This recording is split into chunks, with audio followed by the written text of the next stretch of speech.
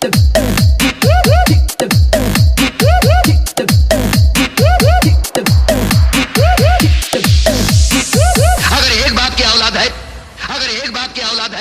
एक बार मेरे सामने आकर दिखा, तो एक बार मेरे सामने आकर दिखा, तो एक बार मेरे सामने आकर दिखा, तो एक बार मेरे सामने आकर दिखा,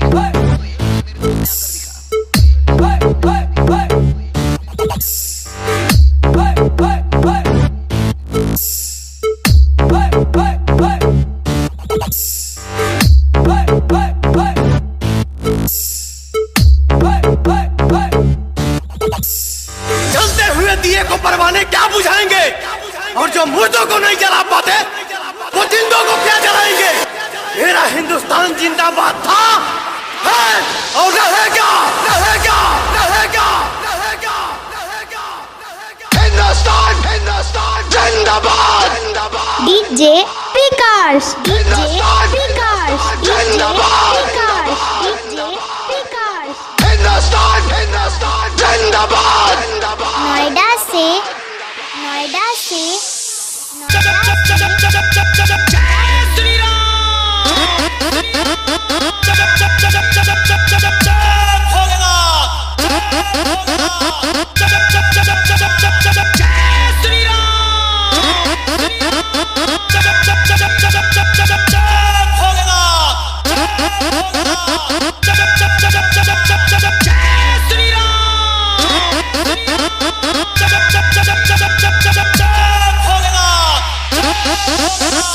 ये तो हमारे एक छोटे से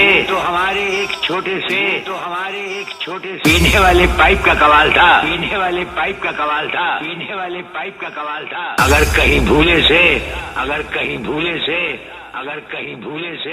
डीजे विकास, डीजे विकास, डीजे विकास। को हाथ लगा बैठते, तो जलकर राख हो जाते,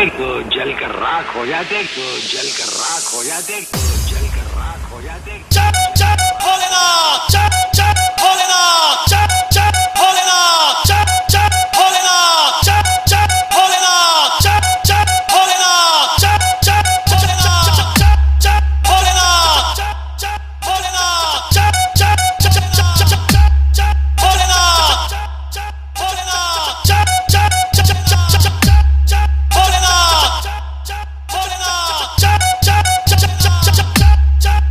भोलेनाथ, चप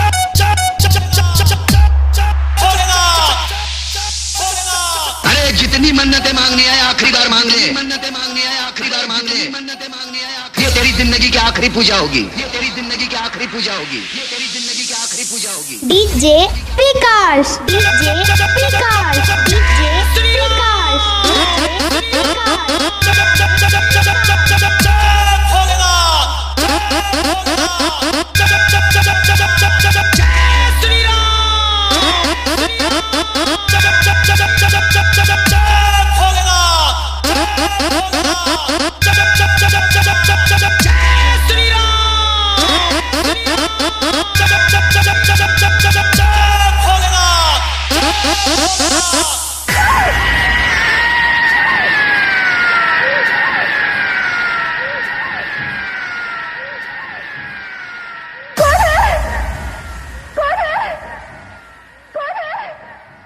डीजे विकास, डीजे विकास, डीजे विकास, डीजे विकास, डीजे विकास, डीजे विकास, डीजे विकास, डीजे विकास, डीजे विकास, डीजे विकास। नोएडा से, नोएडा से, नोएडा से कसम खाकर आ गया है, इंतकाम का ये अंगारा, बजाऊंगा आज तेरी मौत का नकारा।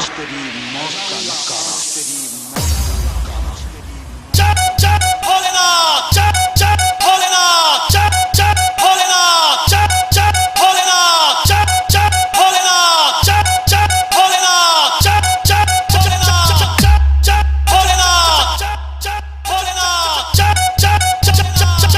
चप भोलेनाथ, चप चप भोलेनाथ, चप चप